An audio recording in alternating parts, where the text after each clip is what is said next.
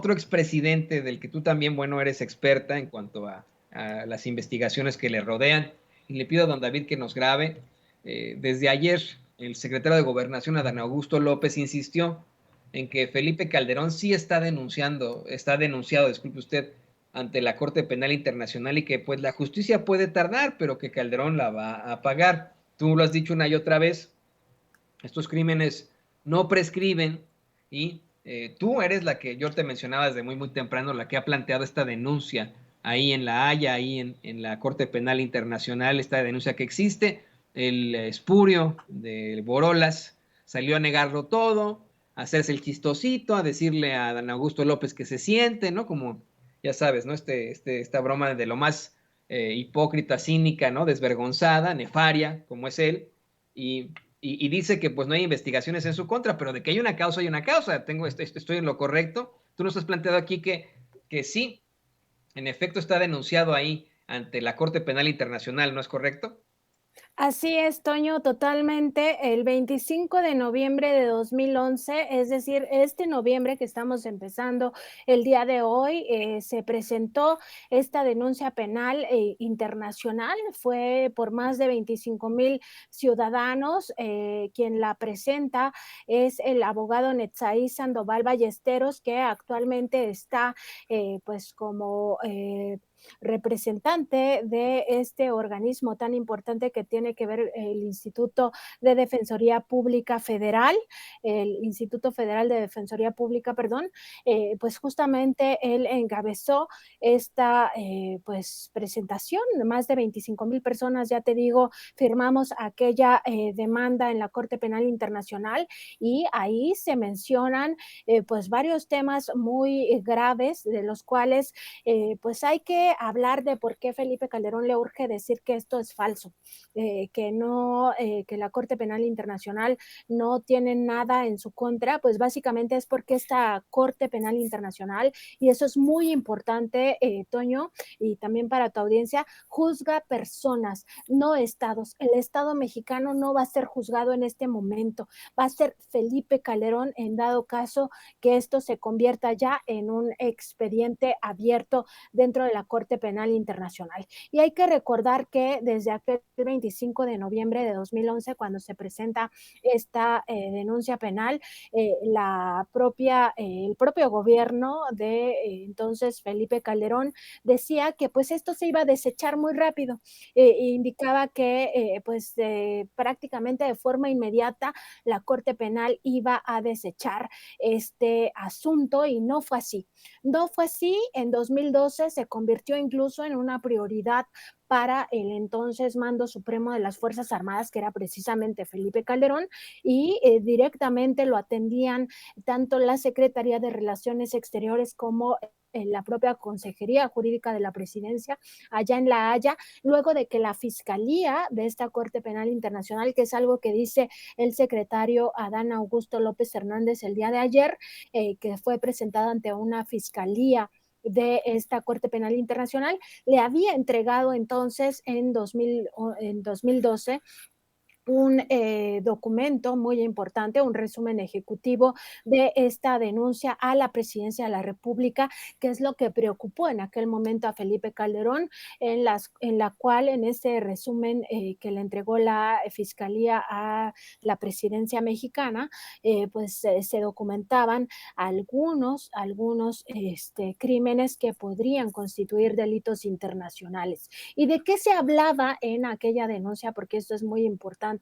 Pues se hablaba de las personas que habían sido ejecutadas, los civiles que habían sido ejecutados en el contexto de una política pública atroz, que era la guerra contra el narcotráfico, de los más de 13,000 desaparecidos que se habían generado a lo largo de esos primeros años del gobierno de Felipe Calderón, también se hablaba de los 250,000 desplazados forzosamente, de heridos, centenas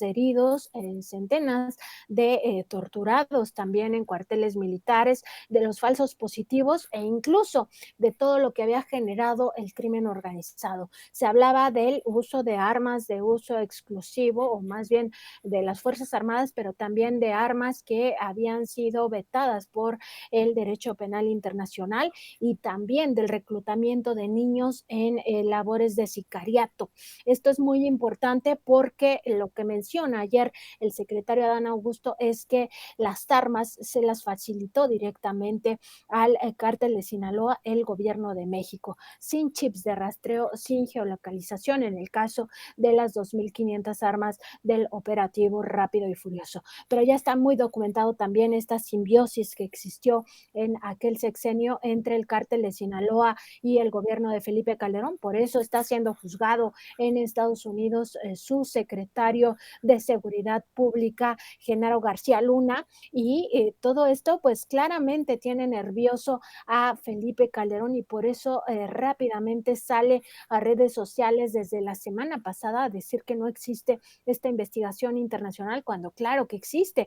No se desechó en su momento y no se ha desechado hasta ahora. Ya estuvo 11 años en la Corte Penal Internacional, y eso quiere decir que por lo menos sí existen elementos que hicieron imposible a esta fiscalía desecharla pues muy rápidamente. Y nada más para decir, Toño, qué significa ¿por qué también podría estar nervioso el expresidente? Pues porque en México esto no ha sido juzgado, ni mucho menos se ha responsabilizado a este personaje, a este político de derecha, por estos crímenes que ya anunciábamos, ejecuciones extrajudiciales, torturas, violaciones sexuales, etcétera. Y la Corte Penal Internacional actúa siempre ante la ausencia del Estado en investigación y castigo a los responsables de graves violaciones a las leyes internacionales. En el caso mexicano, este personaje ni todos los que están enunciados en esa denuncia penal han sido juzgados ni mucho menos condenados. Además, el derecho penal internacional prohíbe expresamente que un mando dé una orden con plena conciencia de que va a causar bajas civiles y violaciones a los derechos humanos, y Calderón hizo exactamente eso aquel 6 de diciembre de 2006, cuando en su calidad de mando supremo de las Fuerzas Armadas ordenó al ejército mexicano y a la Armada de México combatir al narcotráfico. Él sabía desde aquel momento el costo social que tendría su principal política pública, y de ello hay hasta un video, Toño, del segundo informe de gobierno que presentó el 1 de septiembre de 2008, cuando él específicamente señalaba en torno a esta guerra contra el narcotráfico que era una batalla difícil, sí, una batalla que tomaría tiempo, que costaría recursos y por desgracia, y esto lo cito textual, por desgracia, vidas humanas, pero dice Felipe Calderón, puedes estar seguro que es una batalla que vamos a ganar con el apoyo del pueblo de México. Pues realmente ni siquiera era una batalla contra el narcotráfico, porque aquí lo hemos platicado en muchas ocasiones, Toño, de cómo el narcotráfico creció, tuvo su mejor momento en el sexenio de Felipe Calderón, desplazó a los cárteles del narcotráfico colombianos y se convirtió en el principal proveedor de drogas ilícitas a los mayores mercados, que son Estados Unidos, el mayor mercado de drogas ilícitas en el mundo, y también Europa. Estuvo presente en los 5 continentes, se tenía documentado su presencia de los cárteles del narcotráfico, sobre todo del cártel de Sinaloa, en 50 países de este planeta, trasegando drogas ilícitas, y todo eso ocurrió en el sexenio de Cedillo, donde supuestamente se combatía al narcotráfico, no se les tocaban las finanzas y además se les proveía de estas armas y está plenamente documentado, por lo menos en el caso del operativo Rápido y Furioso, que se las entregaron, y ahora sabemos en voz del secretario de Gobernación que además se las entregaron ya sin chips. O sea, ni siquiera tenían ya los geolocalizadores con los que se suponía se iba a combatir a estos grupos criminales. Pues todo un tema, Toño, y por supuesto que existe esa denuncia penal, existe, nunca se desechó y seguramente ahora Felipe Calderón tiene que seguir pues atendiéndola con sus propios abogados, ya no tiene todo el poder del Estado para enfrentarla ni los recursos públicos para pagar su defensa allá en La Haya. Esperemos que sí, la justicia llegue en algún momento, pues porque ya sabemos que en México no van a ser juzgados en ninguna oportunidad que se tenga, porque estos crímenes tampoco prescriben en el derecho mexicano. Yo espero que continúe, como bien dices, querida Nancy, que ustedes sigan luchando por esto. De esto se trata precisamente lo que se planteaba hoy en la conferencia de prensa mañanera.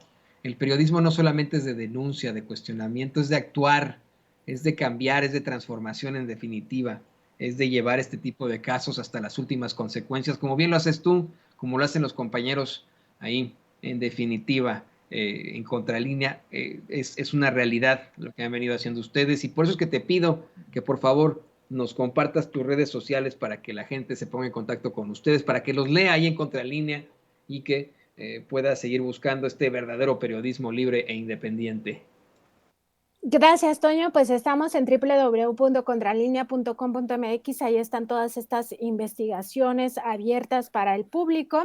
También les recuerdo que estamos en nuestro canal de YouTube y en Facebook Live como Contralínea. Nuestro programa es de lunes a viernes a partir de las 10 de la mañana, nada más que el día de mañana, ¿no? Así que no nos busquen mañana, nos buscan hasta el jueves, porque vamos a descansar. Y además estamos en Twitter como Contralínea y a mí me encuentran como @Nancy_contra. Y de esto que decías del periodismo, el periodismo tiene que tener como principal motor que las cosas que están mal cambien, que estas políticas públicas que dañan a la sociedad cambien en beneficio de las mayorías más, digamos, más vulnerables, no solo en situación de pobreza, sino que presentan otro tipo de vulnerabilidades. Y en el caso específico de Felipe Calderón, hay que decir que en esta guerra más de 1,500 de las personas asesinadas eran menores de edad y además más de 1,000 de ellos eran migrantes, eran personas migrantes. Entonces son sectores vulnerables que necesitaban que el Estado mexicano los cobijara de una forma efectiva. No fue así y además esto se dio con pleno conocimiento del propio Felipe Calderón que iba a ocurrir estas masacres, estas violaciones graves a los derechos humanos y aún así dio la orden de que militares y marinos violentaran la Constitución, porque esto ni siquiera estaba regulado por la Constitución, y que salieran a las calles a masacrar al pueblo. Entonces no podemos estar de acuerdo con esas políticas públicas en contra de las mayorías y por supuesto que el periodismo de eso se trata, de que las cosas que están mal cambien, de buscar la verdad, de tener esta responsabilidad social, independencia y por supuesto honestidad. Todo eso lo van a encontrar siempre de nuestra parte, de nuestro lado, como Contralínea, es parte de nuestro trabajo y siempre tendremos ese compromiso. Muchas gracias, Toño, muchas gracias a Sin Censura, a Ceci y por supuesto a todos los amigos allá de la producción y por supuesto a tu audiencia. Gracias a ti, querida Nancy. Tienes toda la razón, concordamos completamente y pues espero que la pasen muy bien ahí estos días de guardar por nuestros difuntos, por los santos y por los fieles difuntos. Te mando muchos saludos y por favor manténgase linda con nosotros. Vamos a una pausa comercial muy corta, pero regresamos en cuestión de minutos.